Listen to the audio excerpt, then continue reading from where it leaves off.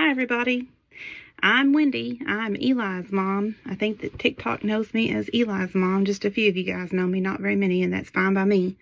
I'm just here. I'm in my laundry room, putting away laundry late at night on the night before Thanksgiving, and I'm just sitting here thinking about this whole Bobby Rizz thing and how it seems like TikTok doesn't believe Eli or me about all the drama that has happened. So I thought, I might as well just give it one final shot to lay it all out there and tell you what really happened and give you the proof that everyone's been asking for. So I present to you a story called The Rise and Fall of Bobby Rizz. All right, for this story, I'm going to keep it short and sweet. I'm going to do my very best to just give you the answers, give you the evidence, and not draw this out, because I know if I take too long, you're not going to watch it all. So here we go. How it all started. School started on August the 25th for us. This started with two high school boys in a class together. They knew each other vaguely, but didn't really know each other that well. They had class together, and within 3 days of school starting, my son Eli came home and said, "Mom, I got to start this TikTok account. I need access," because I had him on parent restrictions. So he convinced me. He showed me what he was going to do. He had a name for it. It was actually a different name than the name that he ended up with, but he had a name for it. And he created it. So I was like, hey, you're just having fun. Go for it. So these two boys started filming. Eli created the account. Eli ran the account. As it grew, obviously everybody knows it grew quickly. Eli filmed it, posted it. There was a little bit editing, but not much. I mean, we all know it wasn't that great, but it was fun. It was great. So they started doing that, and that's how Bobby Rizz 6'7" started. All right, next page, the climb. So obviously, within 3 days, this thing started going crazy. On the third day, it went from hundreds of likes to thousands of likes. And then within the fourth and fifth day, we were at hundreds of thousands of likes. And it spiraled in an upward way very, very quickly. We all know that. We've had multiple experts tell us, all of us, this thing went crazy fast and unprecedented growth. 2.6 million followers in less than 2 months. It was like a little over a month and a half. It was crazy. All right, next page. Pinky and the Brain Enterprises. After this thing went crazy, we started working with an agency called Night Media, and they said, hey, you guys got to get an LLC. And when I say we started working with an agency, I thought that we were all working together with an agency, but I think now I realize Danielle and Chase, which is Bobby, they were working with an agency. They had signed with an agent. We were not a part of that contract. Eli and I were not a part of that contract. But basically they said, hey, you guys got to get an LLC. You guys got to get that done. So one part of getting an LLC was we had to go through a joint attorney, and we had to go through an accountant. And I worked hard to get all those things done. There was a lot of meetings and Zoom meetings and Google Meets and calls and emails. And it was a lot to just kind of get it all going. And the very final thing that had to be done to create the LLC was it had to be named. And the attorney said, hey, don't make it anything to do with Chase or Eli. Don't make it anything to do with TikTok. Just make it some random name that nobody really is going to associate with you guys. So I didn't really care what it was, but apparently Chase's parents had a great idea, and they just said, hey, let's name it Pinky and the Brain. And everybody, if you don't already know what that is, you should definitely look that up on YouTube. That's some good stuff.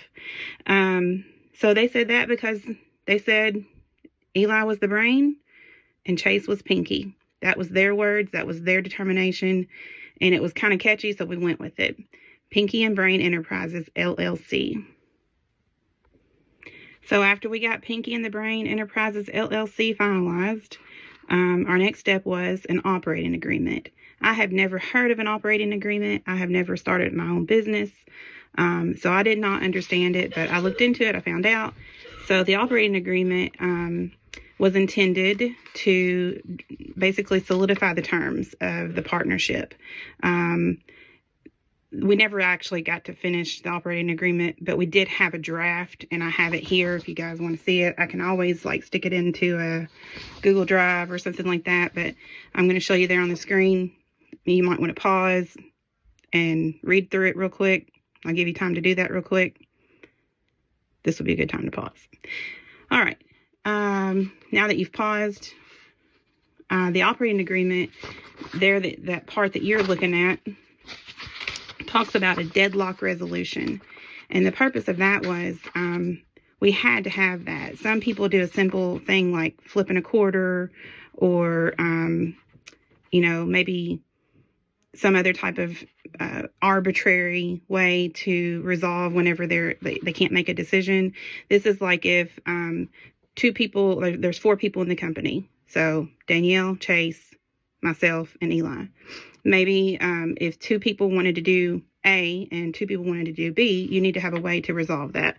So that's because we were all supposed to be equal partners in this business. So in this deadlock resolution, my husband had the idea to say, what about there's like a possession rule, sort of like basketball. So like we'll start off with Chase and his family, they have possession. And that means whenever there's an issue or a situation that they don't agree on, or we can't all come to an agreement, it says here, like after 10 business days, that we would go with the extra vote possession rule, meaning they would have the extra vote. And then once they use it, then the vote is back in our court. So then, next time something comes up and we can't agree, then we give it 10 business days. And we could use that extra vote possession rule if we wanted to. We felt like that was really fair. It was less arbitrary. It was less risky than like flipping a coin, but it also gave everyone equal power. And that's what we were so focused on. My family, we were so focused on everyone should have equal power in this. We were all joint partners working together. And the other part of this business operating agreement was 65-35. 65% of the revenue would go to Chase and his family. 35% would go to Eli. It's very important that you know there was absolutely zero revenue at this point. And overall, the amount of revenue that was ever reportedly finalized is minuscule, actually, if you'll think about it.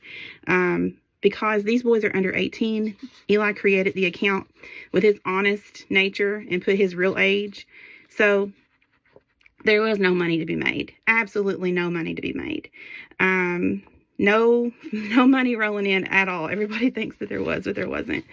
So anyways, so this operating agreement was all something that we all agreed on. We worked hours. We spent time together. We spent time on FaceTime. We spent time on Zooms, creating this operating agreement to finalize all these terms. There's a lot of aspects to an operating agreement, and I won't bore you with them because some of them are silly and some of them are just definitions and talk about annual meetings and things like that.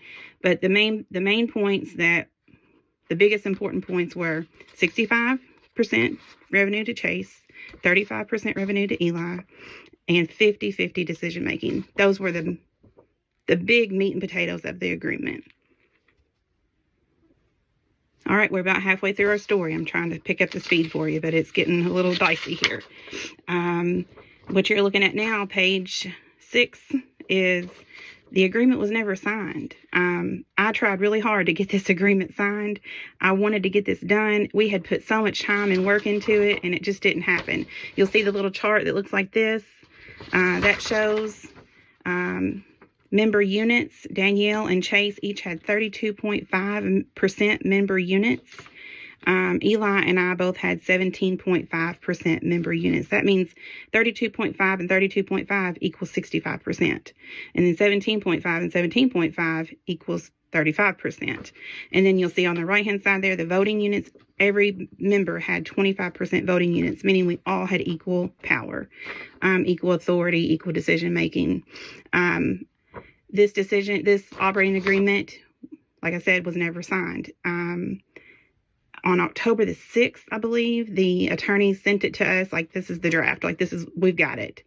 And we agreed, we all looked at it, we texted, I have text messages between myself and Danielle saying, yeah, it looks good to me. I think there was like a couple of typos and like a couple of little tiny things, like we just need to clarify. And they did that, and they had it back to us on, I think, October the 9th. Let me look at my notes.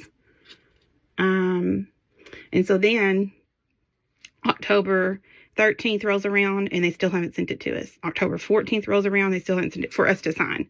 October 15th, I started to get a little suspicious. October the 15th is when I started to get suspicious.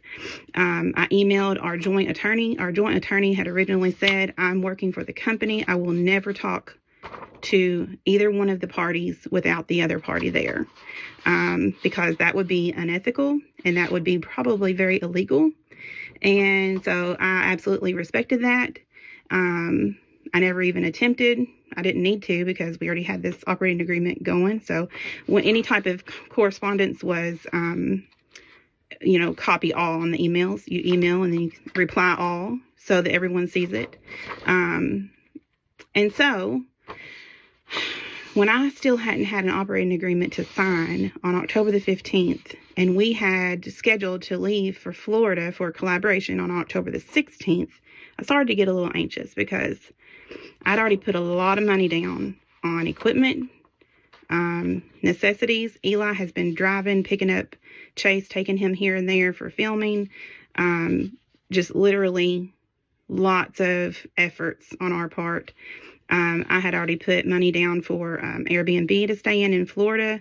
When we went to Florida to see AJ and Big Justice and film with them, they graciously provided $3,000 for our families to come and collaborate with them. And that was not a payment. That was like a help you get down here type of thing. The flights alone costed more than $3,000, because we had 7 people flying, and we flew out of the Lexington airport because Bobby's family, Chase's family, had never flown, and they were extremely anxious about flying. And so we decided to fly out of Lexington because it would be less chaotic. It was a little bit more costly than Louisville. And so we flew, and basically the flights alone were less than $3,000. I picked up the rest. My husband and I picked up the rest. It was a couple $100s. We also picked up the rental car and the Airbnb, which turns out that it was a little cheaper to just do an Airbnb instead of 2 hotel rooms for 4 nights. The Airbnb ended up being a little bit cheaper. Still very comparable. I mean, thousands of dollars, literally. I can tally it all up and get you the receipts if you want, but I'm kind of over it. And now I just got to work hard and pay these bills. So that's where I'm at with this. The agreement was never signed. We asked for it before the trip to Florida, and we were told that they're still working on some of the details, and they will get with us after we get back from Florida. What I now know is Danielle had already contacted the attorneys before we went to Florida and said, hey, I got some things I want to add to this agreement. Don't send it to us yet. And of course, that was very, very illegal, because those attorneys are not supposed to talk to us alone without each other. She claimed to me that they gave her legal advice. That's definitely not something that they're supposed to do. The attorney's office is Green Room Legal, in case you want to look them up. Not really pleased with them. I'm not real pleased at all. So what can I do? They are who they are. They did what they did. It is what it is. Moving on to page 7.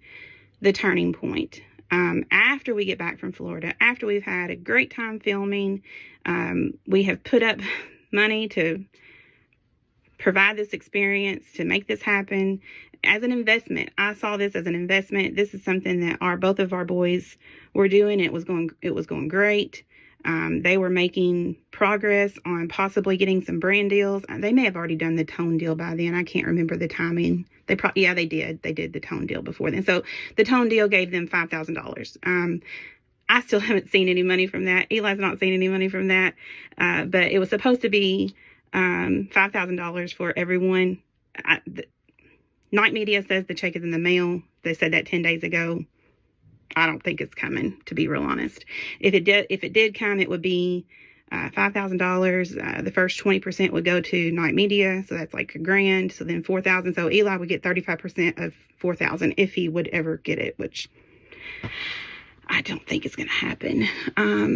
Anyways, the turning point was right after we got back from Florida. The next day, Danielle texts me and says, "Hey, we need to talk." And I was like, okay, that's a unique text to get. So that night we talked, and they had a little list of things that they wanted to talk to us about, things that they might wanted to consider. They didn't show us a list. They didn't give us anything in writing. They just tried to explain it.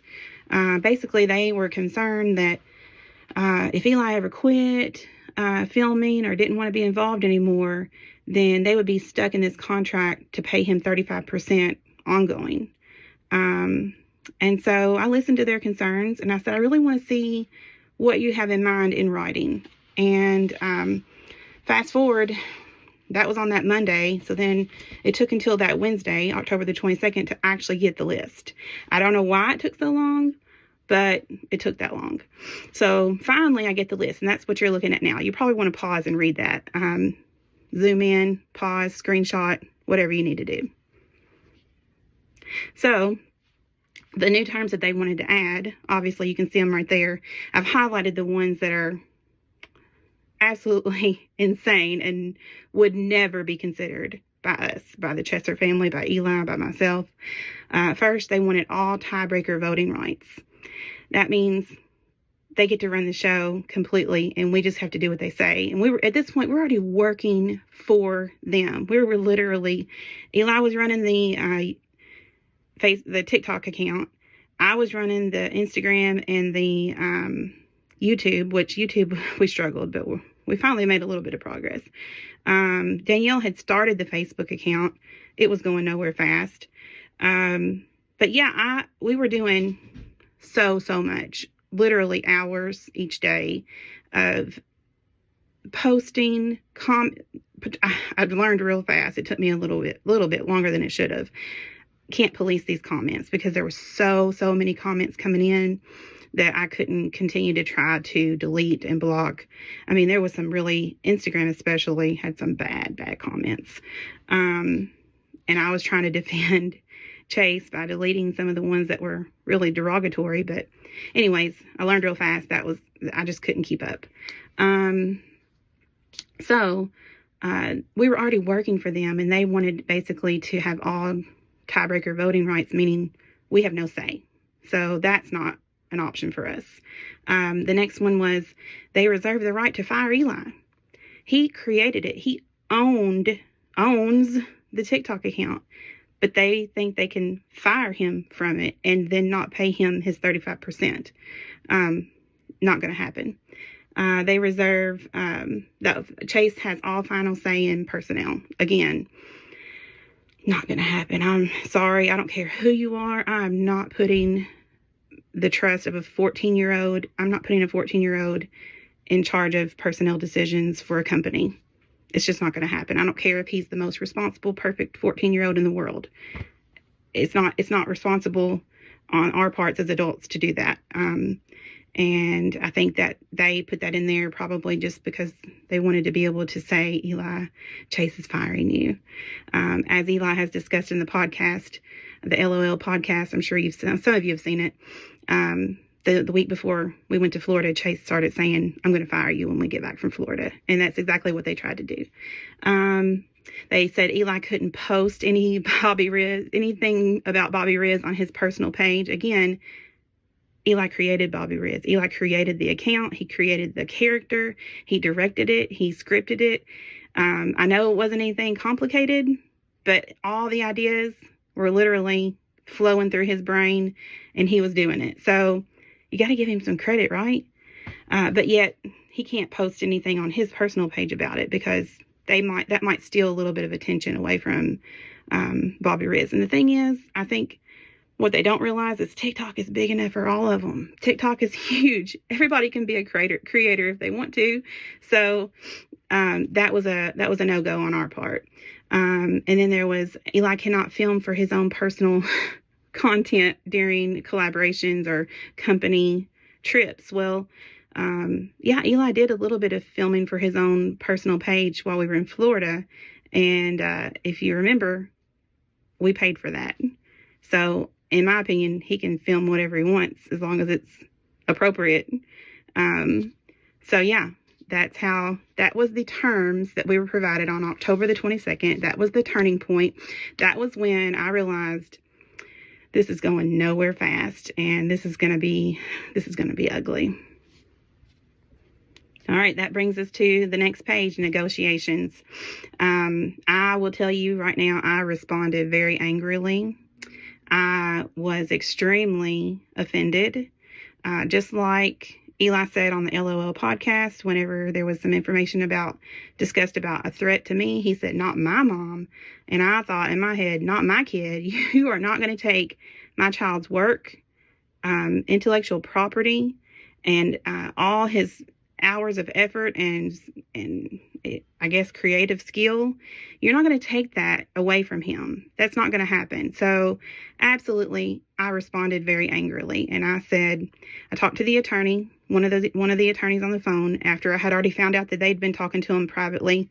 I might as well do the same. So I called him and I said, this is not going to happen. This is not appropriate. This is not acceptable. There's nothing about these terms that are provided that are going to work. And this deal is done. We're not going to do it.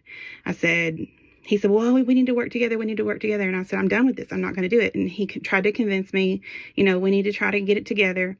And I said, I tell you what, if you really wanted to get it together, you go back and you tell them everywhere on this little email that you've provided, everywhere it says Chase, you just mark that out and you write Eli.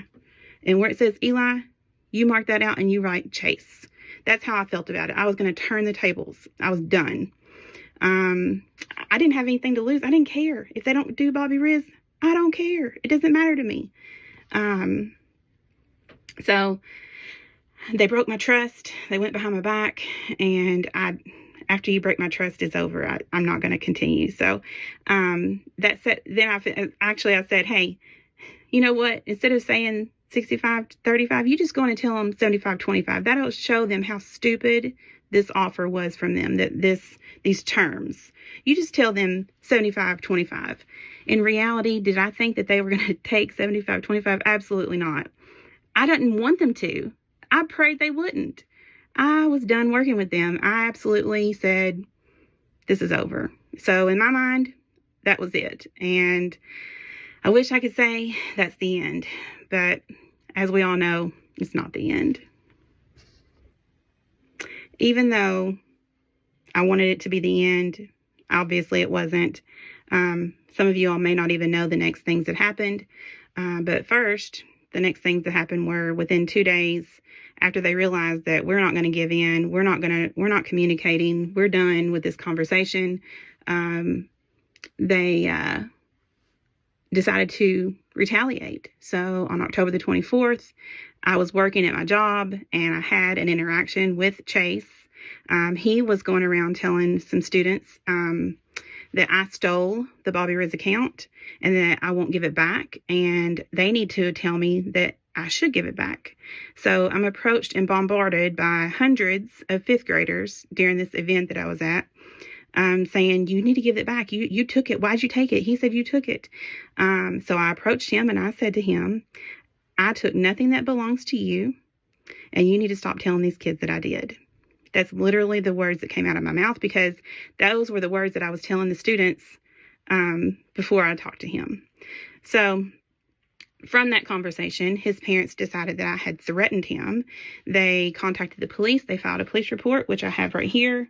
And I have basically the police report says, it actually wasn't even a report. They called it a call response. And it says on here, there were no threats and no cussing from both parties. I took the statements to the county attorney. He said it was a civil matter and he would reach out to the parties. They didn't even make it as a report. They didn't investigate. When that didn't work, they decided to report me to my employer. So they filed a complaint. It was investigated and unsubstantiated. So again, I wish I could say that was the end, but it's not the end. Next page, the threat. This is what Eli talked about during the LOL podcast. On October the 28th, after work, I got home and I got a Facebook Messenger message. Ding! I looked at it immediately because I do like to look at my messages when they come in. You can read it right there. This would be a great time to pause and screenshot and read through that message real quick. That message is quite concerning, absolutely. If you were to see that message directed to you, I think that you would be concerned. So I had to do the responsible thing. I had to take it to the sheriff's office. And as you can see from that newspaper clipping, that person that sent that message was arrested and they just had to pay a bail and get out. So it's not like I was actually protected in that matter. But they have to, I think that's probated or something. You can read that. Like I said, it's not like it was actually something that the legal system actually took care of. They just did the minimum that they have to do, and he's still out, and who knows what he's doing or if he's trying to find me or not. I'm not that hard to find, obviously. So yeah, it is what it is. We've upped our security. That's all we can do. All right, just to recap, this is where we're almost to the end, but we're at the last final offer that we tried to provide. After having been threatened, after having been lied to and gone behind my back to change terms of the agreement that we had already agreed upon, after I had invested thousands of dollars, after all that, I absolutely was finished, of course. But I was sick and tired of this account. I didn't want it. Eli didn't want it. We were tired of dealing with it. And we just said, you know what? Let's just see if they'll take it for 90-10, basically. And that means Eli would get 10% royalty, meaning he's not going to do the work anymore. I'm not going to do the work anymore. You all take it and you can go with it and do whatever you want. If you want to make it succeed, make it succeed. If you make it flop, you make it flop. If there's ever any money involved, which at this point we still haven't got any money. If there's ever any money involved, then Eli would get 10% royalty for 3 years. And then after that, absolutely $0. As you can see, they declined. I don't know why. I don't really care, to be honest. It's not my concern. If they don't want it, they don't want it. All right, if you've stuck with me this long, we're at the final page. We're at the end. That's what I mean is, after I post this video, I'm done with this story. I'm done with this information. I don't want this drama to continue. I feel like everyone is wanting all this evidence, so I'm providing it. I've got your screenshots. You can take these screenshots and do whatever you want to with them. But after this, I'm putting this to bed, literally, and I'm done. If you still don't believe the truth, then you're just greatly deceived, and there's really nothing that I can do for you. I would say if you have questions, ask me, but I feel like I've outlined it pretty well. If you really, truly have to have all the nitty-gritty details in every page of the contract, the operating agreement, I'll put it in a Google Drive if you really want it. But like I said, after that, this story is over. So that concludes the story of the rise and fall of Bobby Rizz. I hope y'all have a great night. I hope you have a great Thanksgiving. I hope that these boys, both of them, go on to succeed and enjoy life in whatever capacity they have, whatever they want. I hope they get it. And I have no ill will towards Chase, aka Bobby. And I just hope that they both have learned a lot of lessons and that they're able to just move on and grow from it. And I hope that the internet world, TikTok world, can just lay off now, because now you know that I really didn't hold anything hostage. And now you know that there was no ransom. If there's evidence out there that I haven't seen, then I'd love to see it. But again, I'm done with these conversations. I hope y'all have a great night. And let's hope that 2026 is a little bit more calm, at least for us. Thank you all.